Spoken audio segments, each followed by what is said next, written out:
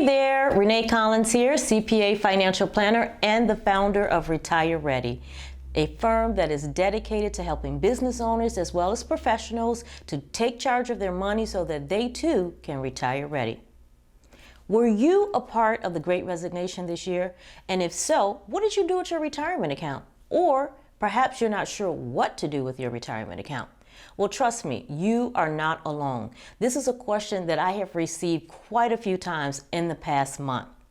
And as a matter of fact, the Bipartisan Policy Center, they stated that there's some current 25 million orphan retirement accounts that are still with former employers and financial institutions. So today I'm going to talk to you about what you can do with those retirement accounts. You basically have four options. You can leave that 401k with your former employer. So in other words, do nothing. You can roll it over into your current employer's retirement plan if they allow it. You can roll it over into a traditional IRA or a Roth IRA, or you can cash it out. Now, I'm going to take that last option off the table because these funds are earmarked for retirement. And if you withdraw them prior to turning 59 and a half, you're going to be hit not only with taxes, but you're also going to be required to pay penalties on that money as well. So option 4 is really not an option unless you are at retirement age or if you find yourself in dire financial straits, in which case you should be meeting with a tax advisor or financial planner so that you can determine your best course of action and get an understanding of what the tax implications are going to be. So I'm going to focus on the other three. Leave the 401k with your former employer. Now, whether or not you can do this is really dependent upon that former employer's 401k plan documents. Some employers will allow you to leave your 401k plan intact depending upon the account balance. If the balance is under $1,000, it's possible that the employer will force a distribution. This means that they will cash out your account, withhold the mandatory 20% and federal taxes, and then send you a check for the balance. And remember, if you're under 59 and a half, you're also going to be required to pay an additional 10% in penalties unless you meet some exception or you roll that money over into an IRA. But remember, if you do that, it has to include that rollover. It has to include the amount that was withheld in taxes as well. If the account balance is between $1,000 and $5,000, the company may roll that account over into an IRA on your behalf. Now, typically, if they do this, that money will sit in cash until you invest it.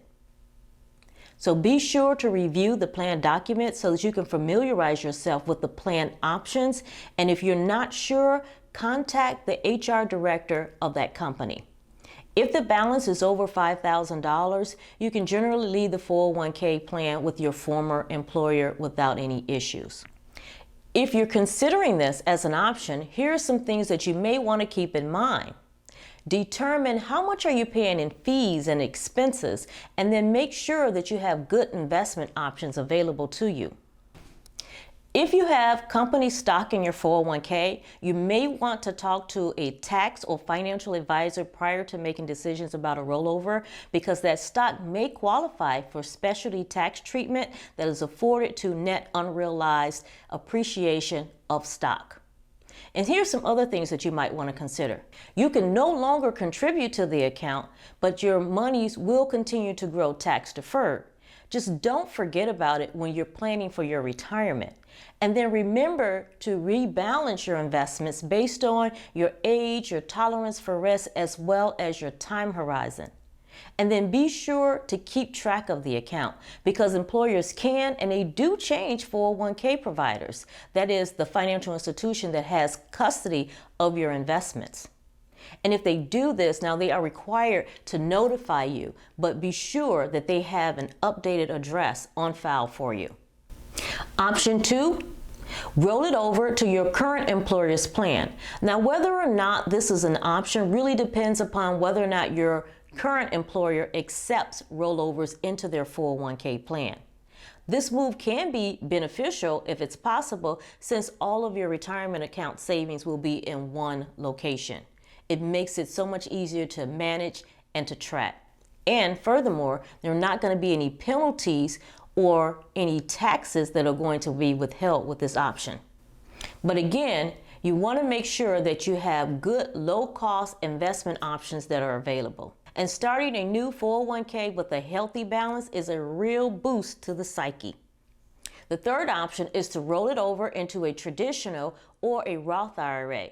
Now, by rolling over the balance into an IRA, you get a wide variety of investment options. You can go with individual stocks and bonds and mutual funds and ETFs. And if you decide that this is an option that you want to take, one of the things that you want to consider first and foremost is make sure you understand what type of retirement account that you have. We often use the term 401k loosely to refer to all retirement accounts, but that's not always the case. So it's important to understand what plan do you have with your employer, because all plans don't necessarily play nice together. For example, if you have a Roth 401k account, it cannot be rolled over into a traditional IRA or a simple IRA. You can roll it over into a Roth IRA or into another Roth 401k plan. Another example, simple IRAs, they have special requirements as well. You have to wait at least 2 years before you can roll it over into an IRA. So once you know the type of retirement account that you have, then you can choose to roll it over into either a traditional IRA or into a Roth IRA.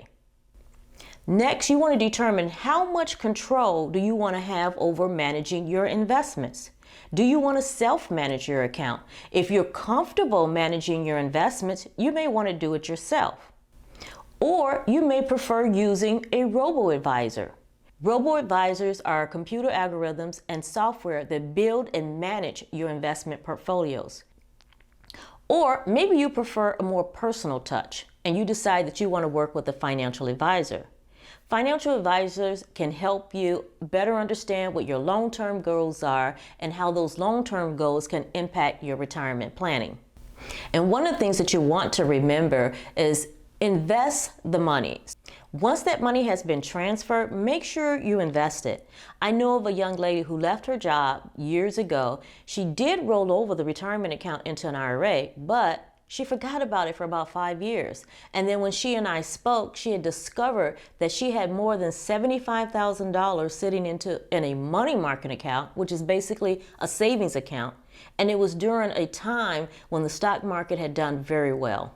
So make sure you invest that money once it hits your IRA. Rolling your money over into an IRA definitely has some advantages. As I mentioned earlier, you're going to have access to more investment options, and more than likely, you will be able to lower the cost and the fees of managing your investments. The administration is going to be a lot easier when you have one account than it is having 3 and 4 and 5 accounts with multiple employers. It can also free up headspace and reduce paper clutter that comes from trying to manage multiple accounts. And it's important to understand the different types of rollover options. With a direct rollover, your old plan administrator distributes the account balance to the trustee of your new retirement account. And this can basically occur in one of 2 ways. The direct rollover can occur with a wire transfer from your old plan administrator to your new plan administrator, or it's possible that a check may be issued directly to you, but it's going to be payable to the custodian of your new retirement account. Now, if a direct rollover is requested, the plan administrator is not required to withhold that 20% mandatory and federal taxes from the distribution. With an indirect rollover, if a distribution from the retirement plan is issued directly to you, then the plan administrator is going to be required to withhold that mandatory 20% and federal withholding allowance. And if you want to complete that rollover, then you're going to be required to reinvest the entire amount plus the taxes that were withheld within 60 days of receiving the check into a new qualified plan or into an IRA. When you're trying to decide which route you want to take in terms of your rollover options, be sure that you know what type of account you have with your former employer, whether it's a 401k, 457b, 403b, Roth 401k. Remember that all plans, they don't necessarily play well with one another. Look at your investment options and the amount of fees that you're paying and the cost that's involved with managing your retirement accounts, and determine how much control do you want to have over your investments. Are you comfortable managing your investments, or would you prefer to pass that responsibility off to someone else? And if you have company stock in your retirement plan, make sure you talk to a tax or financial advisor prior to making any decisions. And whatever you do, just don't forget about your 401k account or any of your retirement accounts. And remember, I'm a CPA financial planner, but I am not your financial planner. The information that is in this video is for educational purposes only. Always, always, always consult with a financial professional or tax advisor about your unique financial situation.